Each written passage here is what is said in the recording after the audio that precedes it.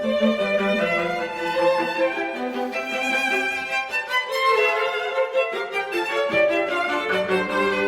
and welcome to The Sound of Economics, the podcast from Bruegel, the Brussels-based economic think tank.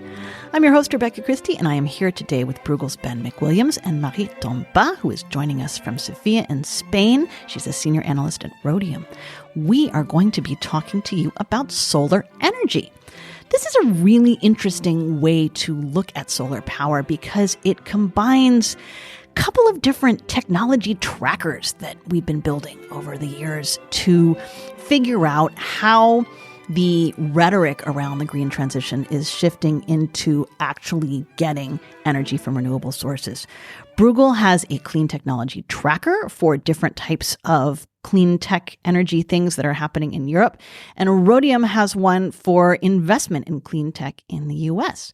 Together, Bruegel and Rhodium have joined forces on making some of this information easier to compare and easier to understand, helping figure out the level of financial investment in the European tech and helping also to look at just the quantity of stuff that's going on in the US. Ben and Marie, can you tell us what you're finding as you put your data sets together and what this is teaching us about how the green transition is going? Sure, I can jump in first and take a little and leave some for Marie. So, yeah, as you say, we've been very fortunate in Bruegel to work with Rhodium and particularly to learn from them in terms of their investment methodology, which maybe sounds simple, but becomes quite complex how you think about tracking investments into the economy and what that means. Is it the date when an investment is announced? Is it spread out over the period of construction, et cetera, et cetera? But we compare solar across multiple different metrics. Having given the introduction to manufacturing, maybe we'll leave this for Marie.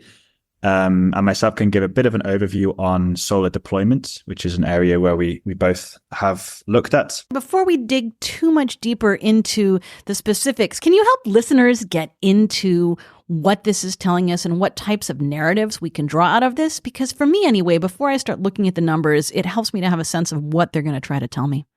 I think there's a couple of angles. The first relates to kind of climate ambition and climate policy. And that's where looking at the deployment of solar is so important, because the European Union has set itself some very ambitious goals for decarbonizing electricity grids. And it has obligations internationally to the UNFCCC, the Paris Agreement process for reducing carbon emissions. So I think first and foremost, just looking at the deployment of solar is really key.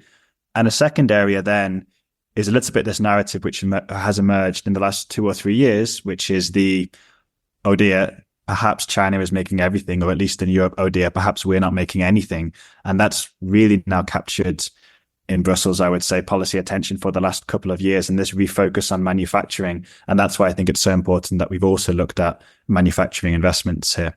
So interesting. Marie? Yeah, to complement what Ben just said, I think it's true that historically, the narrative around climate policy has been very, very much focused on how fast can we deploy these technologies to address the green transition. And increasingly, the narrative is not just about decarbonization, but it's increasingly about the economics of it. And this is where the US Clean Investment Monitor was born as a collaboration. It's actually a collaboration between Rhodium and MIT. We saw a real need for a new kind of data that was telling us what is actually being built, where is it being built, what kind of economic impact could that have. So I think what this new kind of initiatives can do, these clean investment trackers, clean investment monitors, they can really help policymakers look at the entire picture of solar manufacturing and deployment, but also across all other clean technologies. Thanks for that. So now we look at the money, because this really does show us how much of the economy is focused on this. What are we finding? Well, I can take a stab at the US side. So the Clean Investment Monitor kind of tracks how much money is invested across all clean technologies in the US. And we go back to 2018. And the latest thing that we put together shows that there's been a significant acceleration in clean tech investment in the US. So We're talking about $500 billion invested in clean tech in the past 2 years since the passage of the Inflation Reduction Act in the US, which is a 70% increase roughly on the 2 years preceding. And why is it significant is that if you put that in relations to total investment in the US, last quarter we were at about 5%. So this is a sector that used to be relatively small and nascent, and that's actually now making a big difference into the entire. How much of this is solar? Solar manufacturing is one of the fastest growing sectors in terms of investment within manufacturing. So we have about $10 billion invested in the US in the past 2 years since the IRA, and that's about a tenfold growth. It's pretty significant.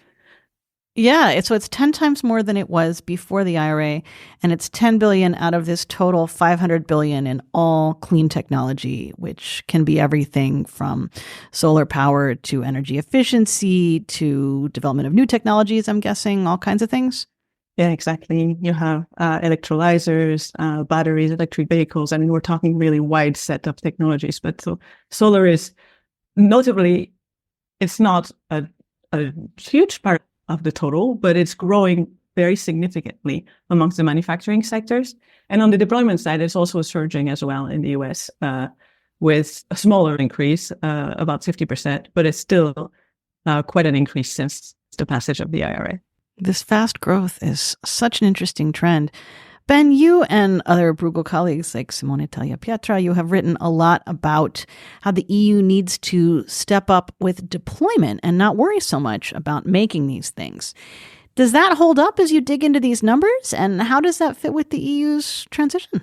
Indeed, I would slightly nuance the statement by saying not worry about manufacturing everything, which was last year this Net Zero Industry Act, which the EU passed and set an aspirational target to make 40% of everything clean tech. And in the last few days before that was passed, some of the interests around made sure that every other tech was added onto this list. So we get a long list of technologies and we should make 40% of everything, which as an economist, but I think even just as a generalist, doesn't make very much sense. It's natural that the EU is going to have some advantages for producing certain goods and not some advantages for producing other goods. And I think through those kind of lens is a bit more how the EU should think about this. There are some considerations on security of supply, diversifying value chains so that you protect your deployment. You don't want to be overly exposed on one country, perhaps, or for one technology, and put a threat to your deployment target. So there's some valid criteria for intervening. But I think overall, it doesn't make sense for the EU to pursue it in every sector. And the solar sector is likely to be a case where it's difficult for the EU to produce manufacturing capacity. The solar manufacturing market is massively oversupplied. I think the International Energy Agency put last year's numbers at about 50%. So the global facilities existing are operating at about 50% capacity, and often with losses even on an annual basis. So that's a very difficult sector to push your way in, and a difficult sector to think about subsidizing and pushing your way in. And that is what we've seen in the EU. We are not seeing this pickup in investments like in the US. There's a very clear divergent trajectory on two lines where you see the US picking up post-Inflation Reduction Act and the EU not picking up, which certainly is something to monitor and think about. But as far as I'm concerned, it's not a huge concern for the EU. Ben is referring to an analysis of this data, which you will find on the Bruegel website, bruegel.org. And it really does show, since the Inflation Reduction Act was passed in the US, just this very steep sort of 45-degree angle of growth for the US. And the EU, it goes up a little bit and then comes back down again. What do we make of that? There's a small bump in the line. I wouldn't read too much into it. It does coincide around the time of the Net Zero Industry Act, but there was not really much in there to push this. Might be interesting for readers, might be a bit complex, but the way that we split these investments out is that we understand the dates on which, or we try to understand the dates on which an investment decision is made, on which construction of a facility begins, and we spread this out according to a uniform distribution to the date on which the facility becomes operational. So that's a little bit some of the dynamics behind this chart. And as one becomes operational or begins construction, it causes bumps and moves around. So I wouldn't read too much into small bumps. As readers can see, if they see the figure, this huge growth in the US is definitely something we can read into and is very obvious. Would you like to talk to us about the trends that go deeper than just this massive government funding? Like, what does it say for the energy transition that the U.S., which is a place that has not prioritized sustainability in the same way that the EU has, now seems to be moving ahead in investment? Is this just playing catch up, or is the EU not following through on its goals from the data, at least that you can see? Well, I think it's true that the U.S. policy in recent years has shifted towards this more of an industrial policy approach to climate ambition. And we've seen since the passage of the big bills that were in 2022 that this has also helped shift the narrative in other places and broaden a bit the discussion on what climate policy can look like.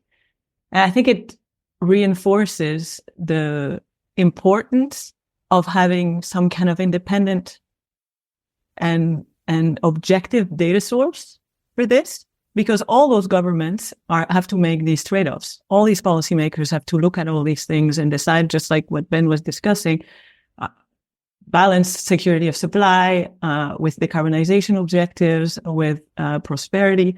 So these three things need to be addressed through a set of instruments.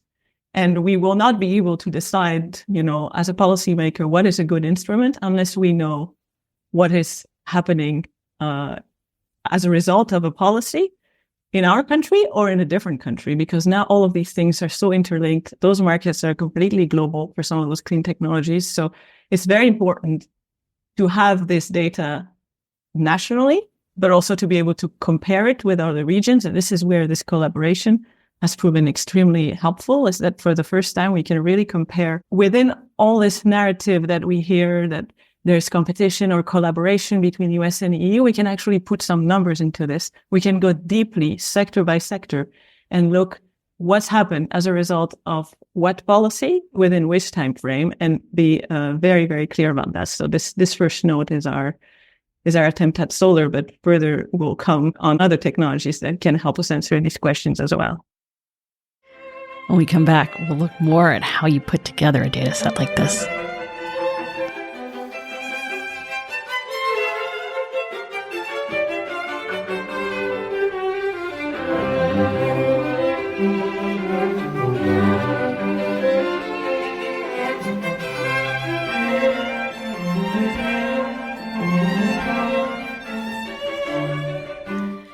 So I'm here on today's podcast with Ben McWilliams and Marie Tomba, and we are talking about this data tracker effort.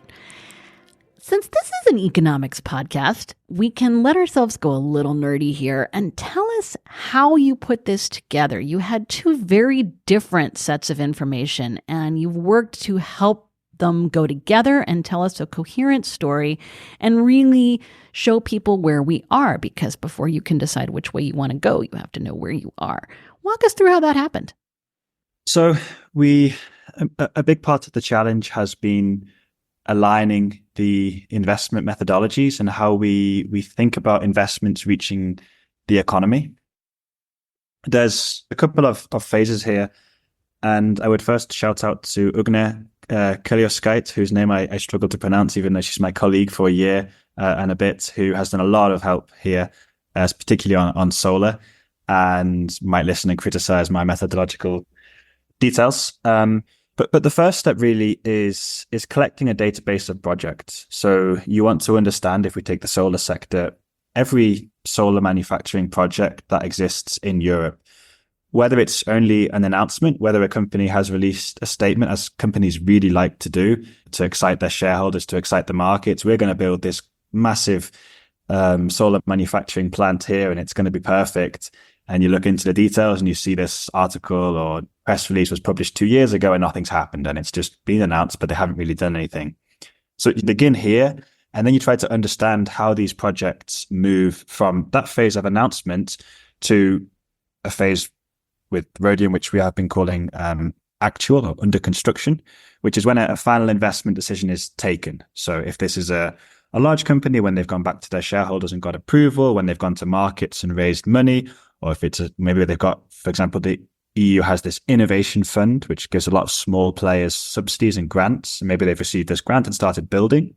So we try to understand when projects move from the announced phase to the under construction phase. And then finally, we continue tracking these projects and try to understand when they become operational, when they start making solar panels. So these are kind of three different phases that we try to track through the projects, largely based on desk research and tracking articles. And then the additional layer on top of that comes with thinking about how you kind of filter these investments or think about these investments going into the economy. Basic things like adjusting currencies to compare, adjusting for inflation and picking which year's money you talk in. And then towards when you want to visually represent this data, what do you want to show? Do you want to show, a bar chart which has a big jump in May 2019 when the company announced a 1 billion investment? Is interesting. But what's also interesting is thinking about how you do your best attempt to disperse this investment over time and think about when it's really hitting the economy, where I think I mentioned it a bit before, but with Rhodium's help, how we have been thinking about this is a uniform distribution, which is a little bit simplistic, but the best we can come, where we distribute this 1 billion.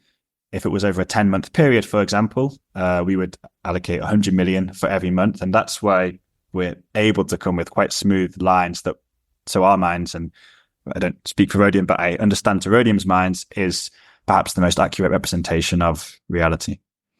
Super helpful. And we notice it's the academic community also interested in this. The fact that the Massachusetts Institute of Technology is looking for your help at coming up with the best data seems like a pretty good sense that this is in the public interest. Marie, what can you add to what Ben said and help us think more about the importance of a data set like this? Yeah, I mean, from the standpoint of the U.S. Clean Investment Monitor, it's a very similar process. So we really want to be as granular as we can. These are sectors that are not necessarily huge to start with in the U.S. and in the EU, and we want to make sure that we capture every facility that is, announced or being built or starting operation, ramping up its operation or expanding.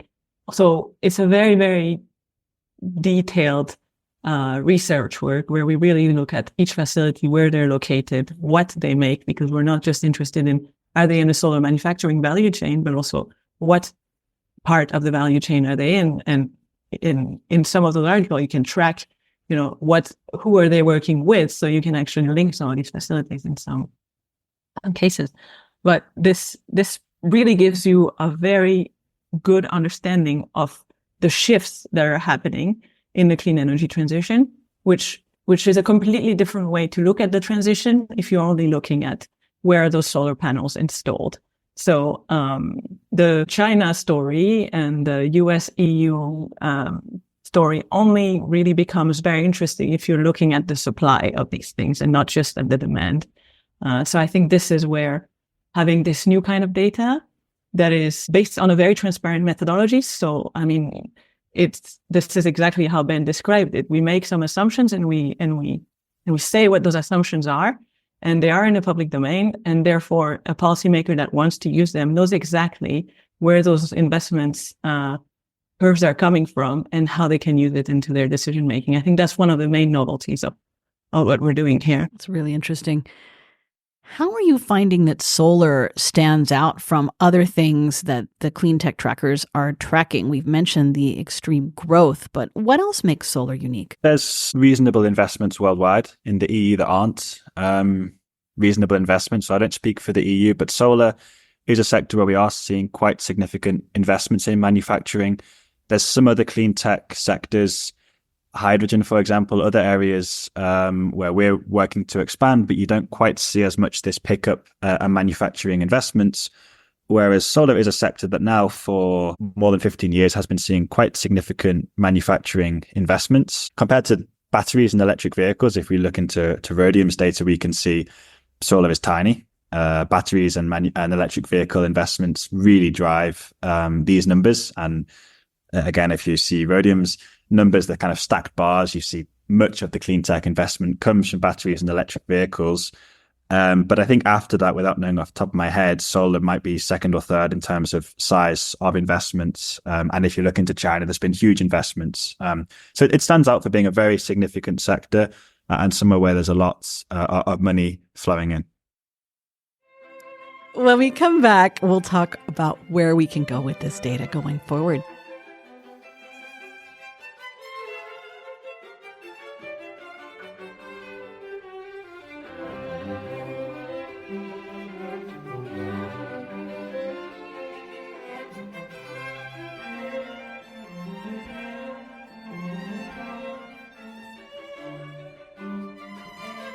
So we've learned about looking into solar panel data and trying to see the manufacturing and not just the installation of these solar panels. What kinds of policy uses would you like to see for this data set going forward? Who would you like to notice it, and what would you like them to do with it? Well, maybe I'll start. I think to go back to what we were saying earlier also, if the narrative in climate policy has shifted, and now we are talking in a context of new industrial policy wave that is including and very focused on clean technologies, then we're talking also about a whole new set of policymakers that are becoming interested in clean tech, where historically decarbonization was very much contained into the energy system and climate change expert circles. Now we're talking about clean technologies across people who are specialists in trade policy, specialists in industrial policy, regional policy. So all these people who didn't necessarily have the clean tech background now need to get up to speed and knowing what these technologies are, where they're deployed, what share of electricity generation or what share of transportation do they make up at the moment. And they also need to understand actually what are the economic implications of this. And on the other side, climate policy experts who were probably not as well versed in manufacturing processes, supply chains, trade flows, also have to get up to speed to this. What we're hoping is that having this sort of international perspective into clean tech investment will allow all these policymakers to speak the same language and actually start looking at these trade-offs in a very holistic way and not in silos. And hopefully that can lead to some innovative and good policy decision-making. I would add a couple of points. That the first is just on public access.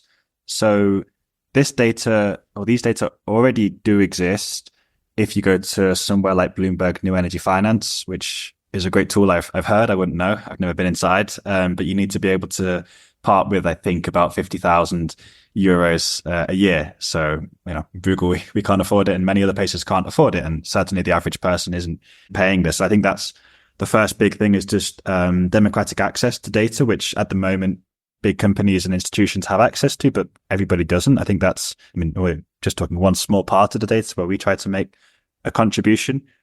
And a second specific one, which I think we did the episode on hydrogen, and I talked about this then, so I'm a little bit of a broken record, but is geography and the geography of investments, which I think is fascinating, particularly for Europe.